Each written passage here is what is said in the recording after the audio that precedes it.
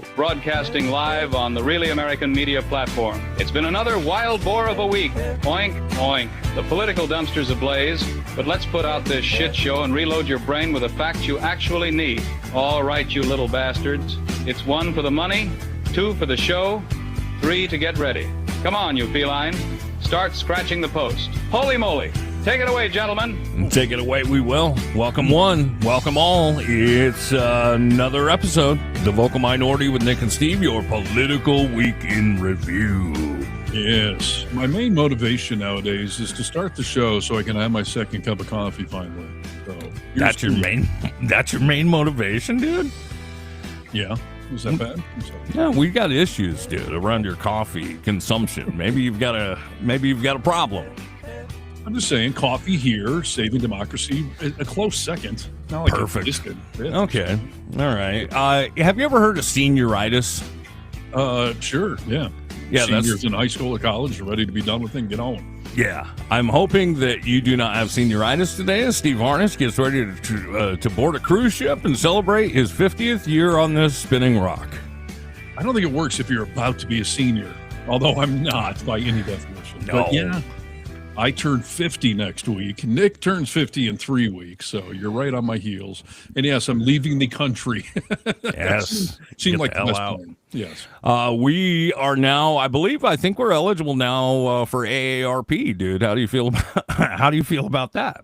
Are we actually? I thought it was 55, but I will tell you, they sent me a fucking letter the other day, and Kennedy got it out of the mail. It was just like, hey, look, AARP. I'm like, burn that. It's sent to the wrong person. No, it's not. Unfortunately, I think that's the facts. But hey, look at it as a good deal, dude. We get discounted Jitterbug. We get all kinds of coupons for different things. We get into the movie cheaper, I believe. So great. There you I'm go. not endorsing any of that. But okay. yes. Well. So, yeah, we'll see if I get back in the country successfully. I had troubles last time I left, but we'll see. You're going to be fine. Speaking out of the country, are a lot of people on chat already checking in here? Hello from Canada. Yes, we're seeing all kinds of great stuff here. So thank you guys for checking in. Someone said, "Oh, hey, happy birthday to both of you." That's awesome. How very nice. So yeah. That's good. Kansas. Nick and I were on the radio in Kansas for years. Yes. San Jose, California. Oh, hey, look, somebody I'm going to visit. Hola, Steve. Hola, Nick. Gracias. Yeah. I'm going to Mexico because I'm open-minded and progressive. Yes. I don't know if that counts for open-minded and progressive, but you're just going to go enjoy a beautiful country, enjoy beautiful food, and hopefully some tequila. Yeah. Oh, that's the plan. Let me tell you. So, all right, listen, there's a lot to go on. Speaking of, of love on the high seas, we need to talk about love at 30,000 feet and infidelity, cheating. I mean, politics today, I tell you. Yeah, we've got a ton of good stuff. Oh, here, Florida here. I know. No, we invite you. We welcome you with open arms, and let's hop into a political week in review. This is Need to Know News. News you need to know. Hello, Americans. This is Paul Harvey. Stand by for news. All these happy birthdays. So very nice of you. So that's good. Caffeine. Here we go. Someone says caffeine is one of the 4 basic food groups. Life wouldn't be the same without it. Yeah. Salt. Okay. So there you go. Yeah. No, Cheers. I agree with that, dude. We all drink a lot of coffee, or we both do anyway. So is tequila one of those groups? Because that has become my preferred alcohol in recent years.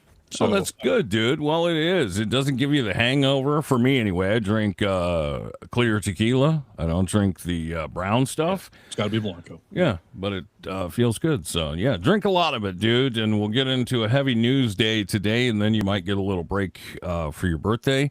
So, yeah, we got a ton of stuff to talk about today. Welcome one, welcome all. Yeah, and we will be off on Tuesday. My apologies, but yeah. All right, so it is a Friday. Holla frickin' Luya. And as always, way too much stuff going on with the news. But, yeah, the Wall Street Journal did this opposition thing. I don't know. They did some investigative journalism into Kristi Noem and Corey Lewandowski. Ice Barbie and that guy. Dude, it is, it's spicy, right? It's very spicy. Yeah, what's going on here? I mean, we've talked about on this program before, like, we've fought back and forth whether or not we think Kristi Noem is good looking. She is. I don't like admitting it, but she is. Sorry. I don't like it. I'm not for any of that. So, but it turns out that you're not alone in the feeling of Kristi Noem being a little hottie with a karate body. Yes. Corey Lewandowski feels the same, Steve. Yes. She's a hottie. He's a naughty, as in like nothing between his ears, nothing worthwhile on the resume. And, we talked about last week, or last show, you played that clip of the Olympian who admitted to cheating on his girlfriend or wife or whatever after he was old. And we were saying, like, cheater. Once a cheater, always a cheater. I don't give you sympathy or credit just because you admit to it at the Olympics. Quite frankly, it was embarrassing. Right. But this whole Kristi Noem, Corey Lewandowski thing, these two are both married and are living an affair that everyone in Washington, D.C. calls D.C.'s worst kept secret. Like these two are bumping mega fuzzies, and they don't seem to be real shy about it. So I don't know if their spouses are the ultimate cucks or what, but this has been going on for quite a while. Yeah, I mean, I don't know. Maybe their spouses just don't care. I mean, we realize that Kristi Noem, it would be terrible to have to spend any amount of time with her. So maybe her husband's like, whatever. Like, I don't care. There's a chance. Have you seen before and afters of Kristi Noem? Because she's definitely had some work done. Oh, dude, she's all work. I mean, the before and after, you can hardly recognize her as the same person. Well, that might be the thing. Her husband might not recognize that woman on TV doing things with Corey. That's true, dude. Yeah. They keep calling Kristi. That's weird. And isn't she staying at some, for protective reasons, I think she's renting some apartment It's on the list. Okay. All right. Go ahead. So I've got the top 5 craziest things that the Wall Street Journal uncovered about Ice Barbie and her torrid love affair. All right. All right. So starting off, Trump is concerned by this relationship. So according to the Journal, President Donald Trump and his advisors are, quote, uncomfortable with Noem and Lewandowski's close relationship. They're banging. Lewandowski had initially wanted to formally serve as Noem's chief of staff, keyword staff, but Trump rejected the idea due to reports of a romantic relationship between the two married people, not married to each other, right? Which he has continued to bring up, which, by the way, when Trump is like, I don't know, cheating on your spouses, I don't know, I'm uncomfortable with that. Like, what does that tell you right there? Yeah, no kidding, dude. So Trump rejected that idea after tabloid photos of Lewandowski showed him going back and forth between his apartment and Noem's across the street last year. So the secretary moved into a government-owned waterfront house on a military base in Washington that is supposed to be for the leader of the U.S. Coast Guard. Coast Guard falls under DHS, privy with Kristi Noem there. Yeah. Lewandowski also spends time at the house.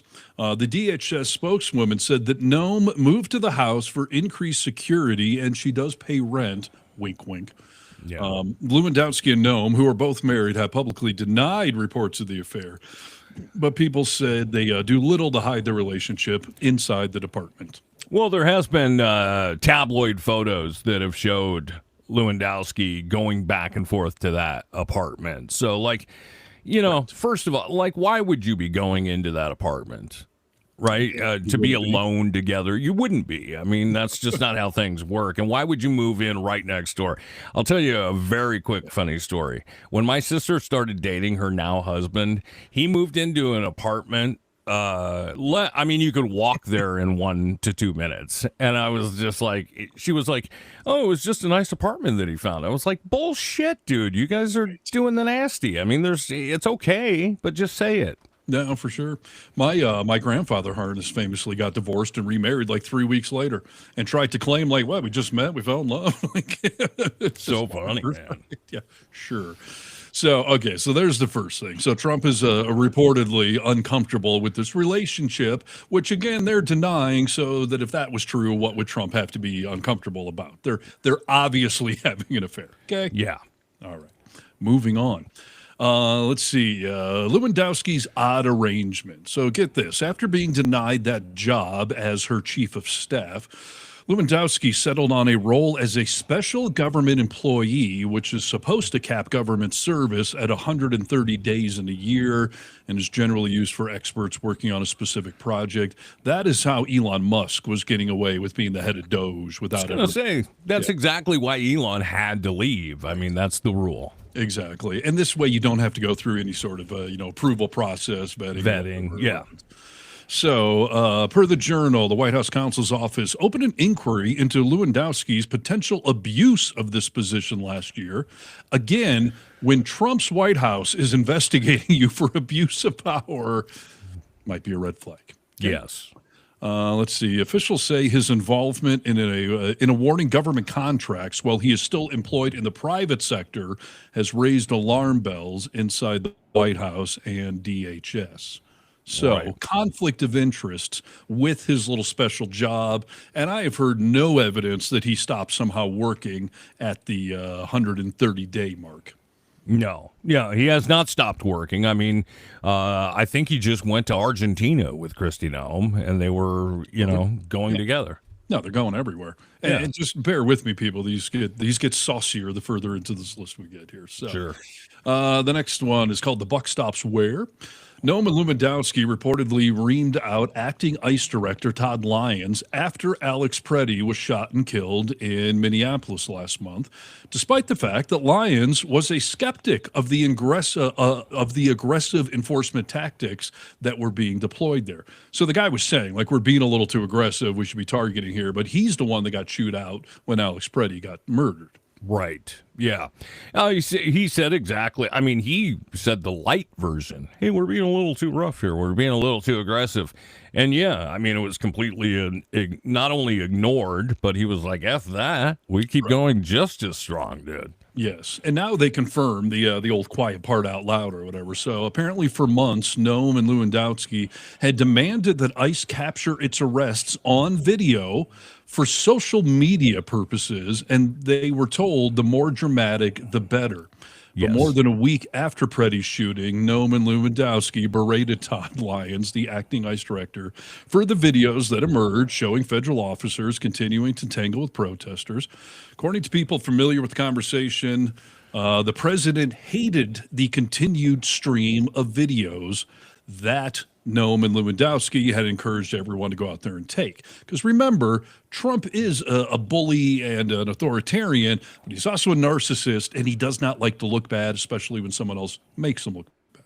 And he wants to get the most attention, right? No one should be getting more attention than him. So, when they go out to all these videos, I mean, everything you just said completely tracks.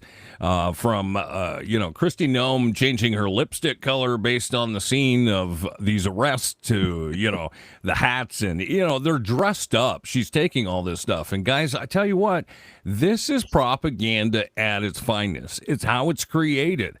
I was just watching The Hunger Games, and there's whole scene through that movie where they're creating propaganda films, and you see it working, and they're doing it the exact same way. I mean, it's crazy. You're supposed to, it'd be nice if we saw footage of what was actually happening on the ground that just popped up. But when you're directing and articulating how you want the shots to look and, wearing certain things, like, that's propaganda at its best. It's literally propaganda. Remember the apartment building in Chicago that they raided, and they had lights set up, they had a camera crew set up, they came in on a helicopter for some reason in the middle of the night, traffic. Totally. Yes. And then they arrested all these people, but no one ever got prosecuted. All of the arrests were thrown out or dismissed. So it was just a complete waste of time and money, and was literally done just to film. And they did. They put out a social media, edited reel with music. And I mean, it was disgusting. Yes. So Noem and Lewandowski, they're the ones that have been pulling for this. And then when it started to backfire, they chewed out the guy in ICE that had said, like, I don't think we should be doing this. So right. Yeah, that's fun. Not that I have any sympathy for that guy working for any of these assets. So, No. All right, jealousy is the next one. Noem's rivalry with border czar Tom Homan, who did replace her in Minneapolis, has been widely reported on, but the Journal shed new light on Noem's fixation with him. Apparently, Noem routinely berated staff if she saw Homan on TV and kept track of both of their appearances to make sure that she was on TV more often than Homan was.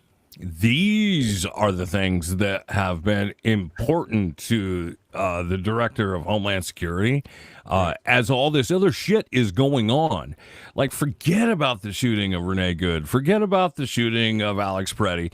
Forget about all the people that have been detained, arrested, kidnapped that are here legally. And forget about all those people that the same thing that are here illegally, but, you know, they maybe have an unpaid ticket or something. We're just supposed to be going after rapists and murderers, the worst of the worst. Sure, of course. All that shit is happening while this is what she's actually worried about. Yes.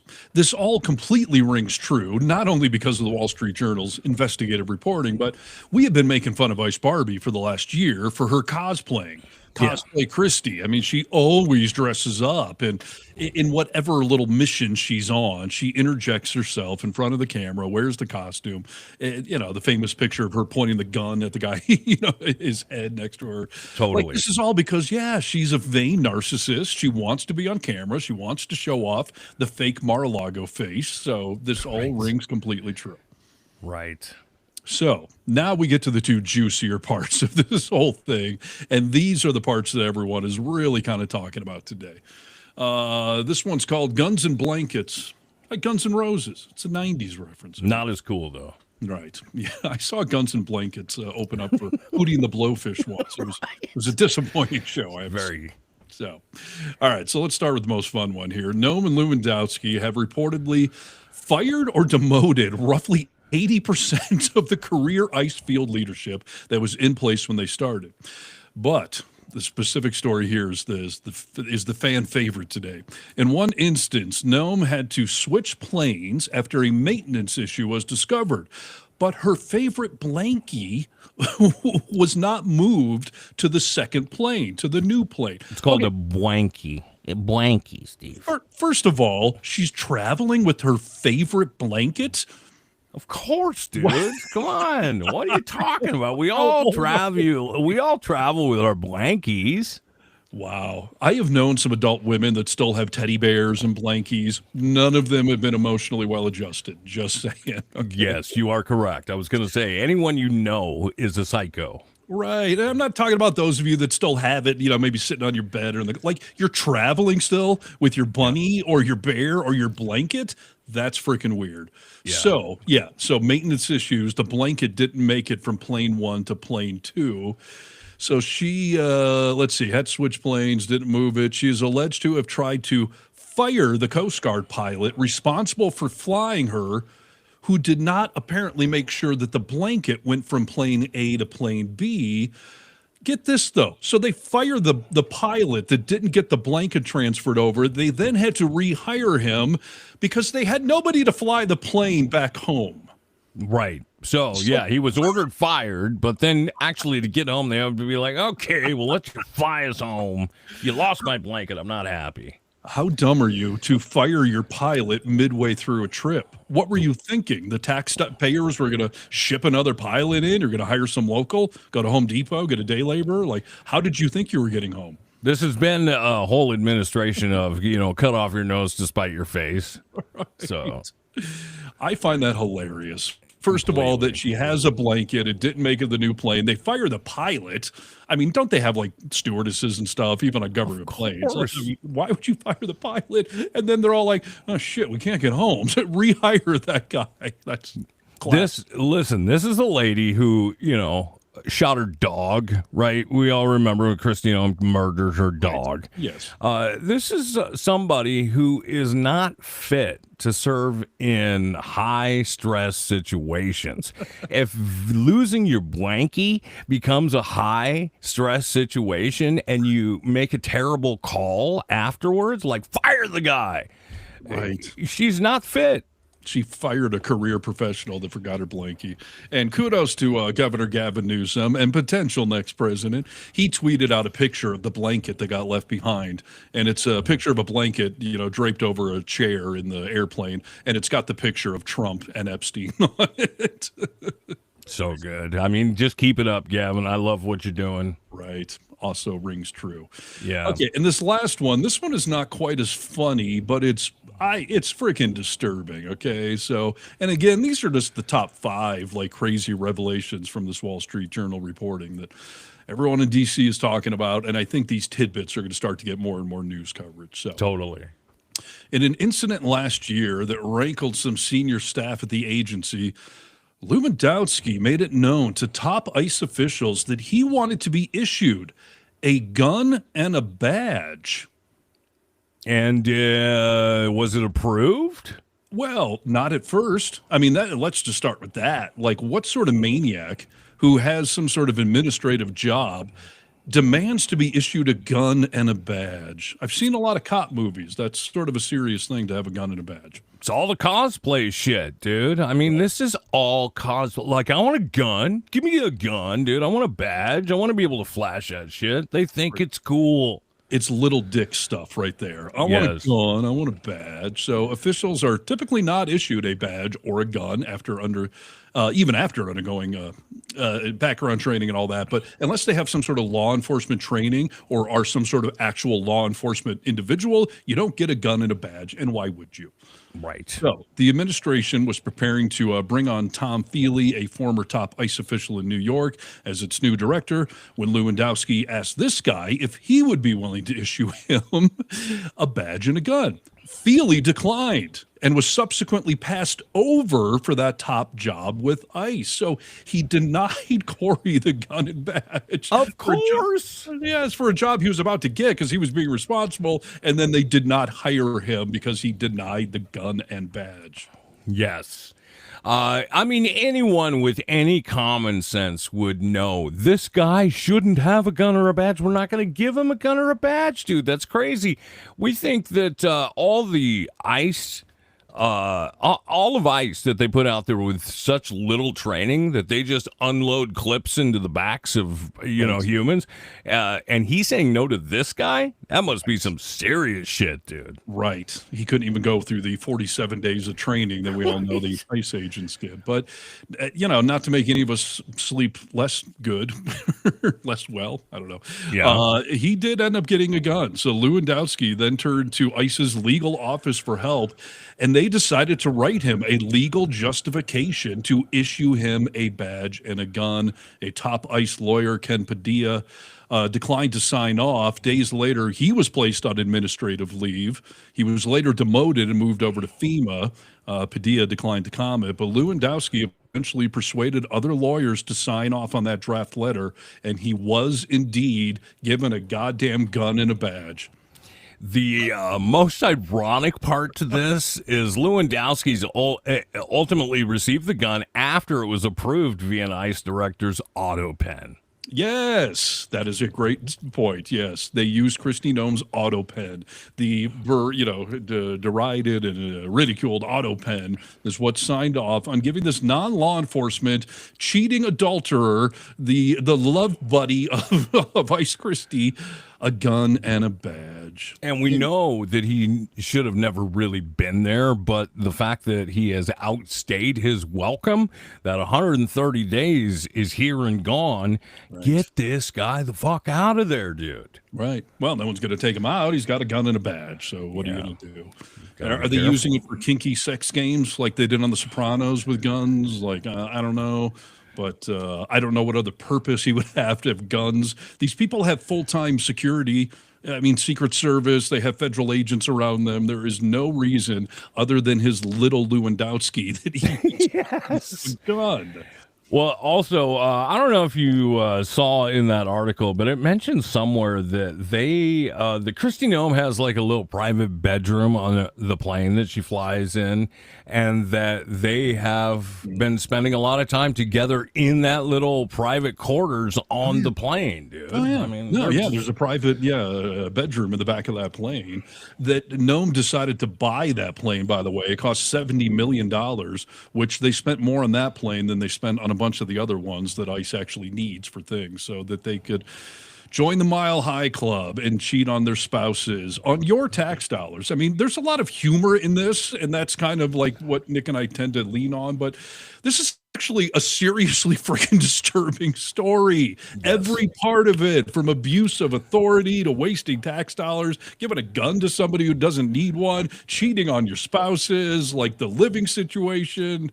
It's insane. Unbelievable. This is Trump's America. This is insane. That's right. And the only reason we laugh is to keep from crying, Steve. Right. Yes, exactly.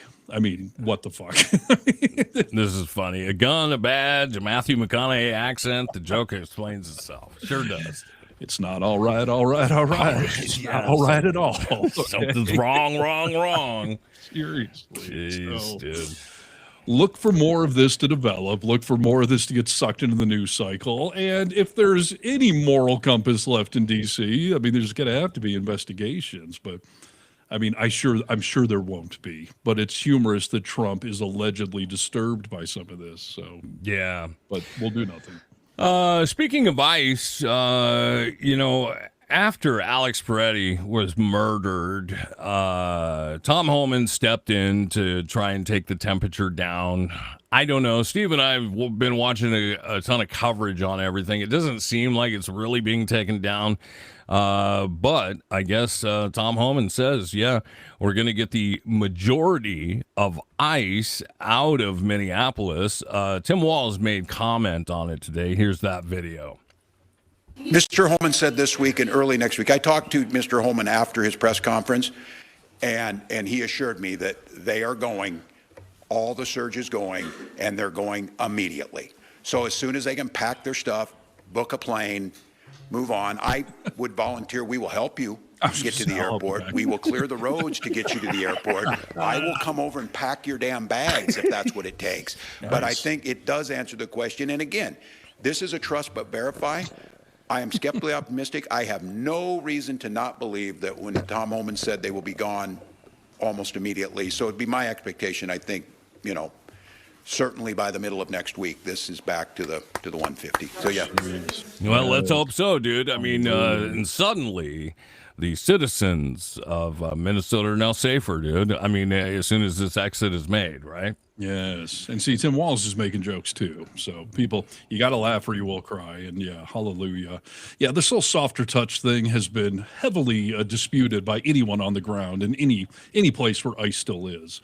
Yeah, I mean, this whole thing was because of this, blown out of proportion fraud story in Minneapolis. It was an attempt to go after the voter rolls, an attempt to just intimidate a blue state. And it, of course, epically backfired. And Trump put his tail between his legs, sent Homan in, and told him, we need to quietly step back out of there. So, I'm glad they are, but again, what just a freaking scandal that the federal government's Gestapo police force invaded a blue state, killed multiple citizens, arrested without, warrants or due process, all these other people. They have deported people to elsewhere in the country, including that 5-year-old boy that became famous. It's sad.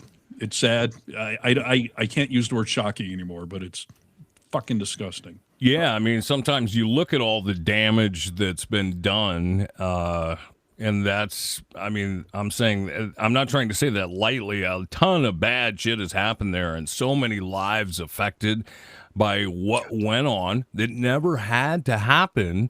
Didn't have to happen this way. I see the point all the time, like Obama deported, 8 million. That's true. I mean, a lot of presidents in the past have deported much larger numbers than are being deported right now. That's because this is all a fucking joke, dude. Right. And they did it in a targeted, humane way with warrants and, going after specific people. I see people say, like, oh, why didn't we see any of the footage of other people being deported during those administrations? Because of what Steve just said. It was done humanely. It was done the right way. There was nothing to see. Right. And it was the worst of the worst. It was people with serious criminal convictions that, so, and they also didn't have the edict from their own little ICE Barbie. Film everything. I want to see it on Facebook. I want to see it on Instagram. Like, totally. And yes, we weren't shooting citizens in the streets. We weren't busting down doors with the wrong kind of warrants. We weren't deporting people within 24 hours, even when judges said, do not do anything until we sort this out. Like, yes. And these are from the Constitution lovers, right? Of course, dude. They only love it when it works for them. So we know this, but yeah, I guess it's a little step. We'll see what happens with ICE gone from Minnesota, but we are seeing them pop up in other blue states. I mean, I know they're in Washington. I know they're doing stuff here, and just because we haven't seen anyone murdered yet doesn't mean they're not doing bad shit. Right. Listen, there was over 3,000 ICE agents in Minnesota, Minneapolis, and all that. So they didn't vanish into thin air, unfortunately. So they are going to go somewhere, and they're probably going to end up in a blue state near you. I don't think they're going to Texas or Florida. No. So, yeah, I mean, just stay tuned for the next disaster and shit show. And, I did a story yesterday for Really American about, body cam footage that came out from back in October, where this woman in Illinois was shot 5 times by these, they were CBP, but CBP ICE, birds of a feather kind of thing, right? Yeah. They claimed that this woman rammed their car, tried to box her in, so they all jumped out, guns ablazing, shot this woman 5 times. She somehow survived, which might be the most miraculous part of the story, but yeah. You can see on the body cam footage, they called her a bitch in the car, try something, bitch. And they got their fingers on the trigger already. They jump out. And then they're doing this trick that some dirty cops do, where these guys did have body cams. And this was back in October. This is before Renee Good, Alex Preddy, which might be why they didn't have body cams later on down. But they're doing this bullshit trick where you narrate what can't be seen to try to control the narrative. Oh, she's ramming us. She's getting hostile. Like, none of this is on camera. Also, they can paint the picture. But they didn't realize there were external security cameras watching them, and you can clearly see the car is not boxed in. You can also see on one of the body cams, they ram her. They turn the wheel and ram into her. So, dude, I mean, that is just sickening to hear. Yeah. But we know that shit's going on all the time. Absolutely. That is just nuts, dude. And without their body cams, it would have been hard to put all the pieces together. But, this is why the Dems are trying to hold out for this government shutdown that's going to unfold this weekend.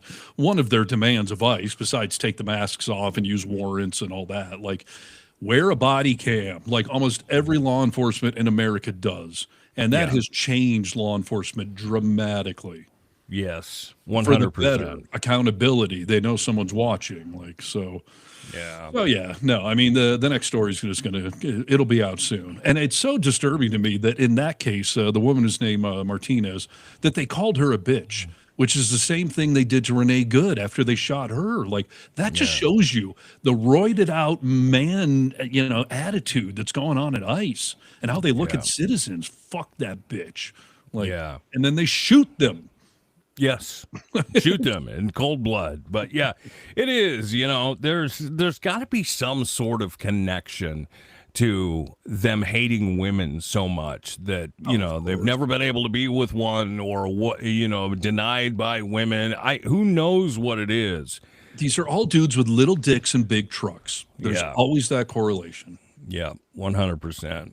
So, yeah, we'll keep monitoring things. There's, I think they got another law passed in Washington state today that doesn't allow ICE on, I think, federal grounds. Like, they can't go to the courthouse, stuff like that. And obviously, we are a sanctuary city here, but they've also got a law going now where they do have to take their masks off, dude. They can't operate with masks on, so. It's not going to work. That's the problem. Right. California did the same thing. State laws can't trump federal laws or authorities. So. It's unbelievable. It's a good gesture, but these are the things they're fighting. This is the reason why our government's got to at least have a partial shutdown because they want to give into these things. And yeah, I got another ICE story. I don't know where you want to go. Nope. Yeah, let's do it. So, you and I have been talking for months about all of this money that ICE is dumping into new high-tech surveillance. Yeah. Whether it's the flock cameras, whether it's these fake cell towers where your cell phone connects to theirs, this spyware that you don't even have to click on anything and it can infiltrate your phone and spy on everything you're doing. And we've talked about social media. So, U.S. Immigration and Customs Enforcement, also known as ICE, are reportedly now allowed to secretly infiltrate and interact with social media users as DHS has quietly been expanding its use of undercover techniques. Under a program that they called masked engagement, because everything's got to be masked with these idiots. Secrets. Right. They are now able to assume false identities and interact with social media users in a variety of ways with a new tool that reportedly allows agents to friend social media users and join closed groups in order to gain access to things you're doing that would otherwise be private posts, images, or your friends list. In other words, they're able to see your friends list. They can friend you. You won't ever know it. You can't stop it. They can get into private groups. They can literally just spy on what you're doing on social media. It's unbelievable, dude. I mean, that is happening shouldn't just bother the left. It should bother fucking everybody, dude, because Don't tread on me types. Yes. yeah, exactly. Don't tread on me. What happened to all of that? As soon as this stuff starts happening and we don't step up and do something about it, this infests like a cancer. It becomes everywhere. I mean, we'll see it everywhere in things that are much bigger than social media. Yes, no, for sure. Give them an inch, they will take 5,000 miles. And we keep harping on the fact, get vocal. That is our mantra. It's part of the name of the show. It is how it's one of the limited power moves we have right now because Trump is a narcissist. He is affected by public opinion. He does not like to be made to look bad. So we keep telling everyone until the midterms, like, you've got to get angry, get vocal, talk about it on social media, friend groups and all that. So I have an example of getting vocal worked. And it's something you and I talked about on the last show, because during the Super Bowl, they did that Ring camera commercial that talked about if you've lost your dog, just opt in to this community-wide surveillance network, and maybe we'll find your dog, but we'll definitely be spying on you, your neighbors, your gardener.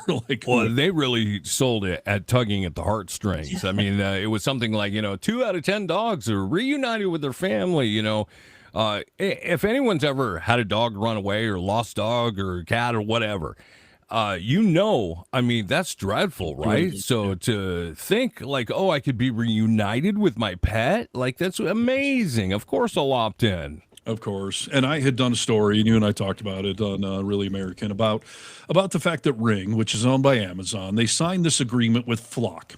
And Flock are the camera systems all over America. Go look on a light post in your community, up on the traffic lights. Like, those cameras can track cars, license plates. They can see in the window. They have facial recognition. It's for Amber Alerts, but it's also if your car has a cracked windshield and they want to report you. Like, it's government surveillance. And there was multiple stories, including in your Washington state, where ICE was illegally accessing these Flock cameras to gain information on all of us for whatever the hell their reason was. Yeah. And so, when that story started getting attention, that Ring had signed up with Flock, when that Super Bowl commercial freaked everyone out, completely backfired on Ring, not what they were trying to convey. Right. I'm happy to say getting vocal has worked. New today, Amazon has terminated its partnership with the police tech company Flock. Well, hallelujah, dude. Let's hope that is real, because we've come to a security state, a big brother state, where like, can we trust that? I mean, did you really do it? I would recommend with people that, because we do have this technology, we like this technology of, oh yeah, I like to be able to see, that there's somebody at my door. I don't want to answer the front door or whatever, but all of the stuff that routinely, I mean, I'm the husband of a lawyer, and I routinely just check agree You know, like we need to start looking closer at some of these privacy statements and see exactly what they're asking. I know now that TikTok has been taken over. You would think that you had to worry about this when China owned them, but now that America owns them, that there's all kinds of shit that we agreed to in this privacy statement that is very concerning. Yes. Isn't it funny? I would trust the Chinese government 100 times more than I would trust the Trump regime Right. with my personal data. So yeah, TikTok is a cause for concern. And yeah, this whole Ring and Flock thing, there was 100 ways where you could be opted in without ever knowing it. I mean, first of all, if you sign up for the pet thing, you were in. But there were all of these exceptions for emergencies, or your neighbor can opt in, and now they're spying across the street. I mean, there was multiple ways. So yeah. And can we really believe Amazon? I don't know. I mean, they have publicly announced this, so it better be true. But the partnership came under scrutiny after the big Super Bowl thing. Ring's decision to cancel its partnership with Flock comes as tech companies face growing pressure to re-examine their work with federal agencies, which gets back to the previous story I mentioned about them spying on you through social media, because don't freaking tell me that Zuckerberg and Musk and all that could not put a stop to that if they wanted to. Completely. Right. So... yeah, so can you trust them? Who knows, dude? But yeah, I would do as much as you can to verify that you're not on a certain list you don't want to be on. You think about the fact that the government can spy on us, our citizens, and do it oftentimes without us even knowing about it. You think, oh, Nick, that's crazy. But what do you think about the government spying on itself? All right, we're going to go into the story now of Pam Bondi in this latest congressional hearing, Steve. You watched it. I'm sure that a lot of people that are watching and listening to this podcast also watched it. Pam Bondi was freaking crazy. I will tell you, I had a hard time watching it. I know we have, just eroded civil discourse in this country. But I found Pam Bondi testifying to be truly embarrassing and disgusting. The lack of respect for our institutions, for her role with the government, for the concept of accountability, the concept that you work for us, we have questions, the fact that she couldn't answer any questions whatsoever, the fact that she would be so nice to the good, Republicans and then just be pure evil incarnate, not answer it. Like this whole, you get asked a question, well, the Dow's at 50,000. It was shockingly offensive to me. And her insulting elected officials, you're a loser lawyer, you're not even a lawyer. And she said that to Jamie Raskin. What are you not even making sense here, dude? Right. A lot of this testimony, people are asking her, there were plenty of Epstein survivors and victims in the courtroom behind her. I think there were maybe 15 of them. I'll just give you an example. One representative said, will you apologize to these people because they haven't been able to meet with the DOJ? They haven't been able to give their statements. And she, again, was like, you didn't ask that question of Merrick Garland, completely filibustering for time, but ignoring any of the questions. Yeah. I did love, by the way, Thomas Massey, who's a Republican, but the one that all the Republicans hate. She said that shit to him. How come you didn't ask, whoever about it? And he was like, I could have. This has been going on since George W. Bush, Obama, Biden, the first Trump, the second Trump. It's gone over multiple presidencies, including yours. So you're responsible for this part of it. I'm asking you. And she shut the hell up. She didn't think he would be like, no, you're right. It has been multiple. Yeah, we can all own that fact, but we're in the here and now. And right now is your turn. So answer the fucking question. Completely agree. That was a great moment in all of this.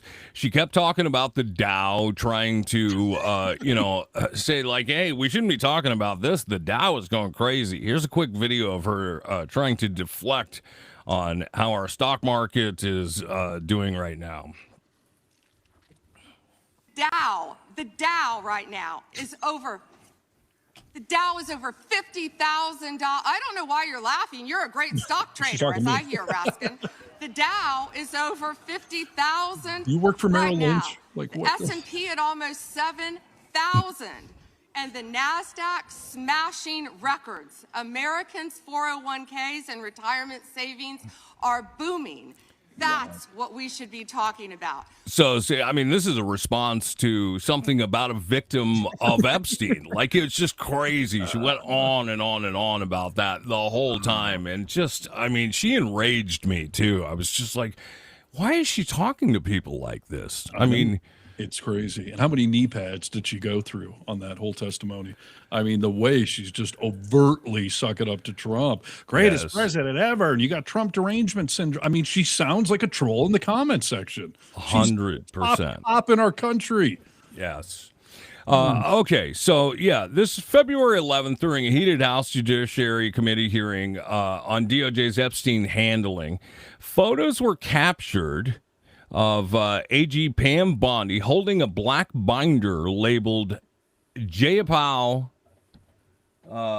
search history, listing Representative Jayapal, Democrat, specific searches like Epstein victim list, all redacted. So Bondi used this during this whole thing. She kept going and turning the pages and looking. What was she doing? She searched people in Congress and their internet search history. I'm going to play a little video here of Jayapal talking about this, of exactly what happened. Am I pronouncing that right? I think it's Jamila. What she had was a printout of the search history when I went to the Department of Justice Annex to look at the supposedly unredacted Epstein files. And in that room where there are only 4 computers and there were 2 people monitoring everything we did, they had to log you in. And apparently they logged you in with separate IDs and logins so that then Pam Bondi could go back and look at exactly what you searched, which is a violation of the separation of powers between the DOJ and Congress, the administration and Congress. And essentially, they were spying on us. She had that printout in her burn book. I don't know how she intended to use it. Yeah, so Camilla Jayapal, by the way. I just want to get her name correct, but yes. Okay, so yeah, she says accusing Bondi of violating separation of powers by tracking and printing her search history, calling it a burn book. And if you think that she was the only one that noticed this was odd. She was asked a tough question. She discussed the Dow and how high the stock market was doing. It's shameful. The other thing I saw on photos, I'm not on Judiciary, so I wasn't in the hearing, but in the Judiciary Committee, she had her folder open, and you saw an image of a search history of a member of Congress in the software, in the database. Why is the DOJ, why is the Attorney General carrying around a folder of the search histories of members of Congress who only simply want the truth? And she should answer for that. And I think she should come before the Oversight Committee because I have a lot of tough questions for her. Yeah. What is happening in this world where Lauren Boebert, Marjorie Taylor Greene, now Nancy Mace are sounding like the adults in the room?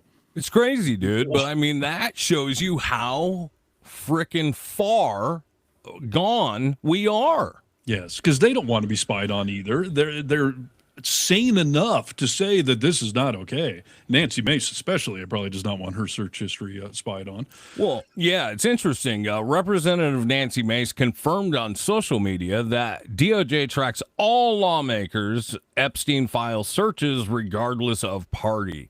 Yeah. Why? Why are they doing that? I mean, I don't know. I would assume, and they did it on multiple people. And just to be clear, this is not them tracking their search history in their private offices or whatever. These are these computers that were set up to look at the unredacted, quote unquote, Epstein files and whatever emails they read, whatever, resources, because you got to think they're going in there with millions of documents. Yeah. So they're looking for specific things. So they were looking things up online. They were going to emails from experts that were telling them, look for this, all that stuff was being tracked and monitored. I don't know why that would have come in handy other than to maybe be like, this is political to you. You're only searching for Trump. Or look, you searched about 6-year-old girls. You're the pervert. So I don't know. But this, again, is like mean girl bullshit where they were compiling ways to just troll and argue instead of answering questions. But this may be the one sliver of hope that comes out of that debacle this week, because even Mike Johnson, Mega Mike Skippy Johnson, said that that's not okay. Like, if this is confirmed, like, you can't do that. There's a separation of powers. So unless you have a warrant, because everyone got, Jack Smith when he subpoenaed the cell phone records of some of the mega types on January 6th, which only showed who they called, not giving them the chance to listen in. Like, he went through a legal process to do that. There is no warrant. There is no justification. It's only a blatant violation of the separation of powers. And as Nancy Mace said, it's creepy. It's fucking creepy. And it seems to me like it's some sort of entrapment. Not that anything illegal is going on here with these searches they're doing in the Epstein files, but you're right. I mean, maybe it is so they can say, like, okay, we need to know how to respond to this. We know that they searched this. They're probably going to ask questions about it. We need to get our rebuttal ready. Right. Yes. Yeah, I mean, whatever it is, it's shady as hell, and it's not her showing up to do her goddamn job and have some accountability. Like, it's just beyond disgusting. Yeah. And, again, the only good thing maybe besides this potential investigation is that much like ICE and much like the Epstein files, people see it for what it is. She has been getting mocked left and right this past week. I mean, I'm seeing comedians doing bits about, my wife asked me, well, why do I smell like perfume? Well, the Dow's at 50,000, honey. I mean, everyone is making fun of her for it, the memes and the trolling. So again, this is not going to help them in the midterms, which is exactly what we all need and want. Yes, 100%. So, yeah, we'll see where it goes, but creepy at best. Yes, absolutely. Speaking of creepy, segue, Trump did some more pardons today that I find odd. I find all of his pardons odd, but, Trump is supposed to be keeping us safe from drug users and whatnot, right? I mean, wasn't that the premise of Venezuelan? Yeah, I was going to say he murdered a bunch of people to keep cocaine out of our country. Actually, fentanyl, but fentanyl doesn't come from Venezuela. So. Right. So for some reason today, he pardoned 5 former NFL players, one of them who was dead. I don't even know what the point is, pardoning somebody who's for his dead. memory, Steve, damn it. I mean, some of them had, like, one of them had a cocaine trafficking, it was one of his offenses. So President Donald Trump, himself a convicted felon, has issued pardons for 5 former NFL players, including one who is already deceased. Their crimes covered offenses from courtroom deception to major drug crimes, including trafficking. Yeah. Former New York Jets standout Joe Klecko received relief after admitting to lying under oath to a federal grand jury probing an insurance fraud scheme. Klecko later entered the Pro Football Hall of Fame in 2023. Dallas Cowboy lineman Nate Newton, 3-time Super Bowl winner, was pardoned following a conviction tied to marijuana trafficking. Jamal Lewis, once a 2000 draft pick, pled guilty after using a cell phone to arrange a drug deal. And then Travis Henry admitted involvement in a cocaine trafficking conspiracy. He was pardoned. And then Billy Cannon, pardoned posthumously, confessed to counterfeiting, and he died 6 years ago. Yeah. Why? Why would you even do that unless, as we know with Trump, somebody paid you? I mean, what other possible reason would you pardon a dead guy other than there's something in it for you? And the New York Times did a great investigative piece that almost the majority of these people that Trump has pardoned, which, by the way, he has pardoned 5-6 times as many people as any other president ever has. Yeah. Most people somehow donated or contributed or whatever, $2 to $5 million to either get a pardon or to get some restriction lifted on your company or whatever. Like, he's not just doing it out of the kindness of his humanitarian heart. He's being bribed. So today, 5 skeezy NFL dudes got pardoned. Johnson posted on X praising Trump's second chances, quoting football themes. Dallas Cowboys owner Jerry Jones personally notified Newton about this. All had served sentences over a decade ago. White House cited rehabilitation and sports legacy as if that's somehow fucking important to the U.S. people. Right. I mean, this is the president who's getting all worked up over the new kickoff rules and Harbaugh getting fired and whatnot. Like, again, this is supposed to be the party of small government and letting businesses do what they're going to do and don't tread on me and all this. But he's just pardoning sycophants and suck-ups and bribers left and right. Yeah. And pretty crazy. I mean, we're seeing it with Nicki Minaj, right? Like, we know that Nicki Minaj sang and hated Trump and this whole cabinet for a long ass time, and now she's cuddled up next to him because not only her brother but her husband are sexual deviants, you know, and charged with certain things. She'd love to have those pardons ready. So, of course. All of this pardoning takes Trump's approval rating down to 36%. Trump's 36% approval rating exceeds records like Truman's 22% in 1952 or Nixon's 24% Gallup poll. Think about how crazy this is. Watch this video and tell me what you think, Stephen. This is exactly why they flood the zone. Because if you missed this incredibly important story yesterday, February 11th, 2026, so did I. Because I was focused on what was going on Capitol Hill with Pam Bondi, as well as the chaos in El Paso around whether or not that airspace needed to be closed. See, yesterday, after nearly 90 years, Gallup, who is the public opinion polling agency responsible for the presidential approval rating, decided suddenly that they were just going to stop reporting on presidential approval ratings. After nearly 90 years. To give you kind of a concept of how serious that is, this has been the tried and true measure of public opinion on the U.S. president since Harry Truman was in office. A little odd on timing, don't you think? Well, they just issued a blanket. It's low. It's bad. People don't like him. We're not going to spend money doing polling anymore. Well, Gallup cited a strategic shift aligning with its mission for long-term research on public conditions. But Gallup's final Trump poll, December 2025, showed 36% approval, 60% disapproval, down from the 47% at his January 2025 inauguration. I don't know. You think Trump had anything to do with it? Don't know. I don't want to speculate. I mean, it's a safe assumption somehow, somewhere, but I don't know. I mean, it sucks to lose the history of a company that's been doing it that long because they can cite their own polls going back almost 100 years. Yeah. I mean, there's a million people doing polling, and I don't need a poll to tell me the sky is blue. Like, obviously, he's at an all-time low, and it's not getting any better. So, you know, CNN, everyone else is doing their polling too. So it's not like we're not going to have some metric. But, yeah, it's fishy, of course, that all of a sudden Gallup, the polling company, decided they're not going to do favorability.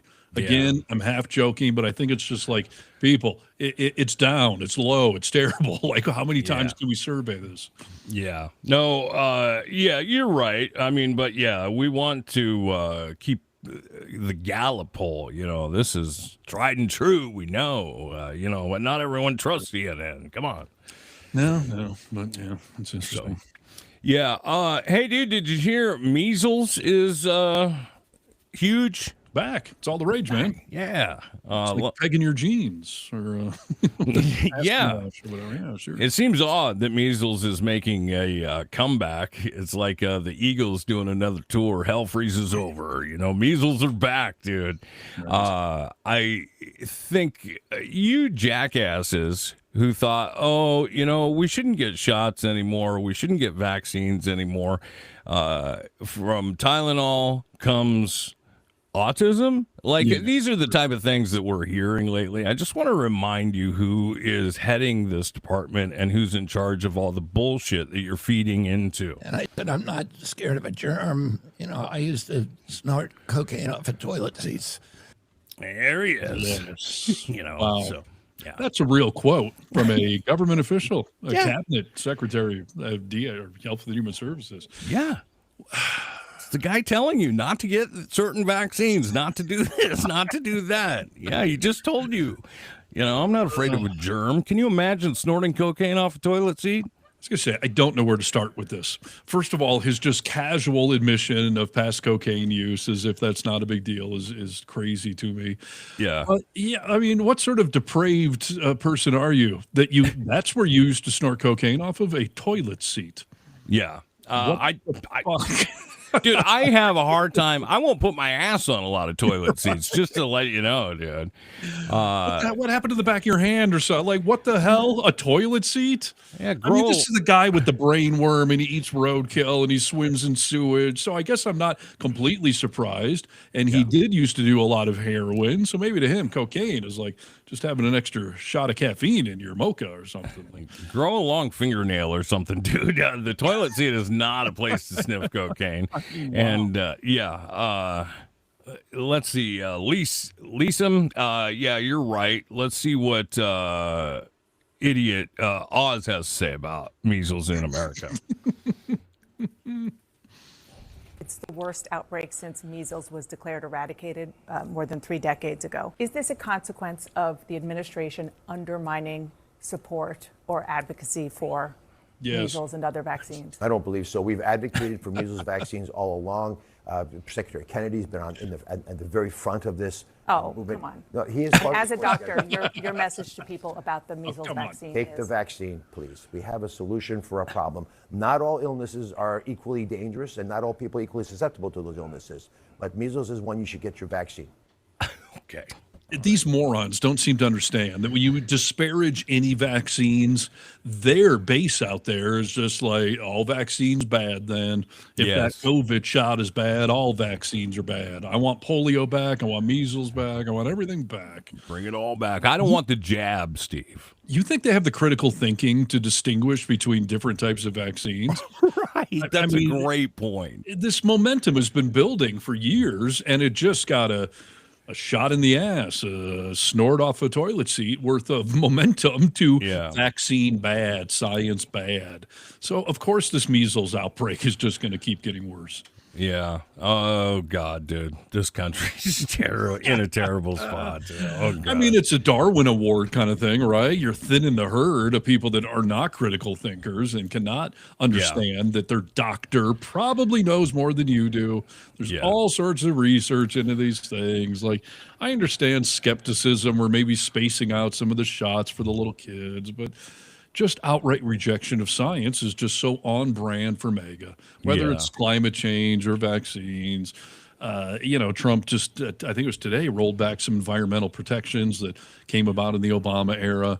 They are allowing more asbestos, more formaldehyde, I think it is, to be put back into food and meat. Like, are you kidding me? I mean, what happened with, we're taking dyes out and people are happy about that, but we're going to put formaldehyde back into it? Right. It's money. It's money, money, money. Yeah. These corporations live for today. They don't care about tomorrow. And Trump is on the take, upside down and inside out.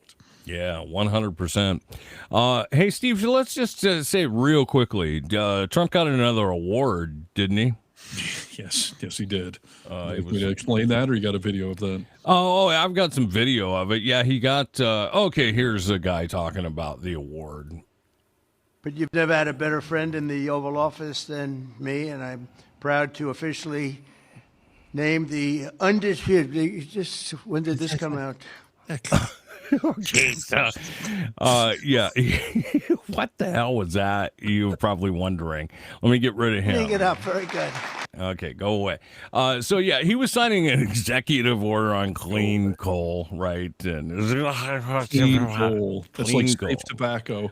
That's right. Yeah, and I mean, in that video, he went on to say, "We got to say clean coal. You can't say the coal word anymore without saying clean coal." Coal is bad. It's bad for the people that work around it. It's bad for everything. We're trying to move things forward, and Trump just wants to go back because he thinks there's such a thing as clean coal. Right. And I know we still need it right now. We're supposed to be weaning it out, not trying to up it and, throw fuel on the fire. Yeah, coal's not good for the environment. We know this, dude. So, but he was given another coal show our award. appreciation. The trophy says the undisputed champion of beautiful clean coal. Thank you, sir. Ooh. Hear the laughter in the background? Yeah, people laughed. Thank you. We'll make a lot of money. He always says that, dude. But yeah, he got, so what kind of awards does he have now? He has the Clean Coal Award. He has the FIFA Peace Award. What else does he have? Well, he stole a Nobel Prize. Yeah. He's got the trophy for the most mentions in the Epstein files. Yeah, he's got that one. His shelf is getting full, dude, of all these trophies. And I take offense to the verbiage in there, by the way. The undisputed champion, a beautiful clean coal. You are not a champion, sir. No. Farthest thing away from it. He's anything but a champion, for crying out loud. Undisputed champion of beautiful clean coal. I mean, there's just condescension and mockery in the title. Yeah. It's almost as if when the guy handed it to him, he expected Trump to be like, that's a funny joke. Like, that's a good, like, Trump's like, oh, thank you. Another trophy. I love trophies. Loves the trophy. We're going to make a lot of money. There's a doctor that was talking about that little gaffe he made, like undisputed champ, when he tried to say it. And she was like, that is a sign of two different things. It's either a mini stroke that he's had, not in that moment, or it's dementia. Either way, he's got to be done, guys. He's got to be done. Well, I mean, listen, the cognitive decline, if we're being generous, is just more and more obvious all the time. And yeah, I mean, again, the hypocrisy of everyone trying to go after Biden, who, showed signs of being an old guy, but nothing as bad as what Trump has been doing. And dementia, stroke, pick your poison. None of it is poison. None of it is poison. All right. But he got a shiny trophy, just like the one he's married to. So, Yes. Staying on brand. All right, chat. Well, thanks for joining the podcast today. Appreciate you guys tuning in live to The Vocal Minority with Nick and Steve. Yeah. If you want to go to our website, thevocalminority.net, you can message us directly. And, check out everything here on Really American. You can find Nick and I in social media stuff as well. But, comment, like, share all this stuff. Help spread the good word. Chip, Tony, and Kenny have started a new Really American podcast, and they'll have their second episode appearing at some point today, so make sure you tune in to that. We're going to be doing some collab stuff, so exciting things happening here on the Really American Media platform as far as long-form podcasting goes, so support those guys, and we'll see you next time. Steve's got a birthday coming up. We'll be off Tuesday, so we'll see you in 1 week, ladies and gentlemen. And that'll do it for another edition of The Vocal Minority with Nick and Steve. Thanks for joining us on the Really American Media platform. Check out all our social media wherever good social media is found. Until next time, you tiny little bastards, good day. Good day. And we say bye-bye.